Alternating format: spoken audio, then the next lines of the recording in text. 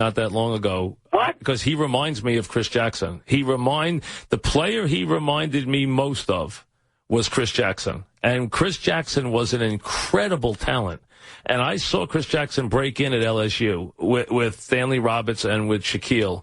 And he had a lot of problems in the pros. He had an illness. He also felt he was being discriminated against. He didn't want to stand for the national anthem. He also was dressing in a way that, the NBA was like, this is going to cause a lot of stirs.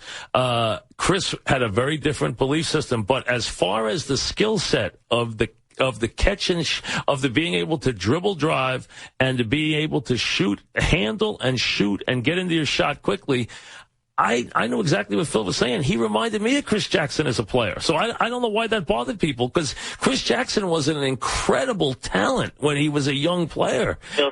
He was an amazing young player. I saw him play at LSU. He was, I did the first interview that Shaquille ever did nationally. I did with Shaquille O'Neal for CBS. And, I remember seeing that team at a very young age, and Chris Jackson was an incredible talent.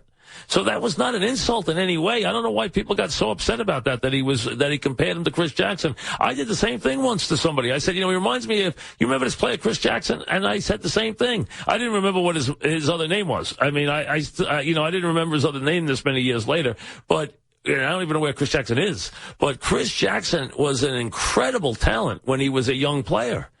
He really was. He was an amazing ball handler and shooter. He really was. And he had great range on his jump shot.